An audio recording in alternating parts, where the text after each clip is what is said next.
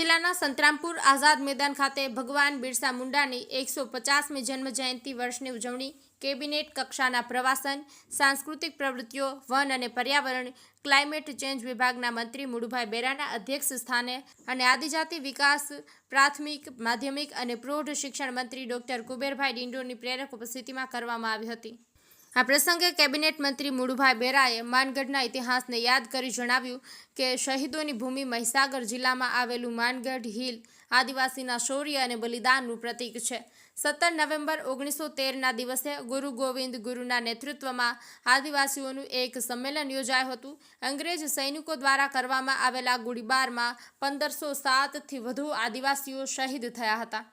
આ ઘટનાને જલિયાવાલા બાગ હત્યાકાંડ કરતાં પણ ભીષણ માનવામાં આવે છે। વધુમાં તેમણે ઉમેર્યું હતું કે વડાપ્રધાન નરેન્દ્રભાઈ મોદીના નેતૃત્વમાં ગુજરાતના મુખ્યમંત્રી ભૂપેન્દ્રભાઈ પટેલની સરકાર આદિજાતિ સમાજના વિકાસ માટે વિવિધ યોજનાઓ થકી અનેક કાર્યો કરી રહી છે। અંબાજીથી ઉમરગામ સુધીની આદિવાસી વિસ્તારો માટે આદિવાસીઓના વિકાસ માટે અનેકવિધ વિકાસ કાર્યો હાલમાં થઈ રહ્યા છે।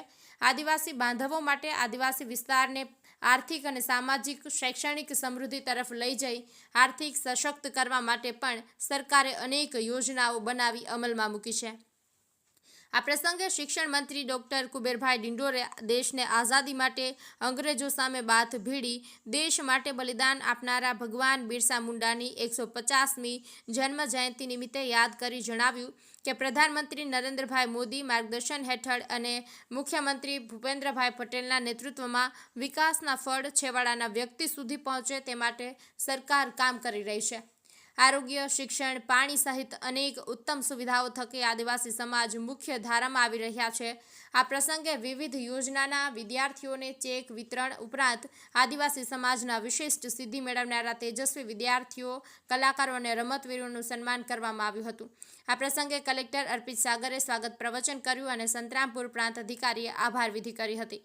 આ પ્રસંગે જિલ્લા પંચાયત પ્રમુખ બાબુભાઈ પટેલ, મોરવા હડફ ધારાસભ્ય નિમિષાબેન સુથાર, પૂર્વ જિલ્લા પંચાયત પ્રમુખ રમીલાબેન, જિલ્લા પંચાયત ઉપપ્રમુખ નંદાબેન, જિલ્લા વિકાસ અધિકારી યુવરાજ સિદ્ધાર્થ, સંતરામપુર તાલુકા પંચાયત પ્રમુખ હરેશભાઈ વડવાઈ, કડાણા તાલુકા પંચાયત પ્રમુખ મંગુબેન માલીવાડ સહિત સંબંધિત અધિકારીઓ અને મોટી સંખ્યામાં લોકો ઉપસ્થિત રહ્યા હતા। અનિકેત જોશી, મહીસાગર।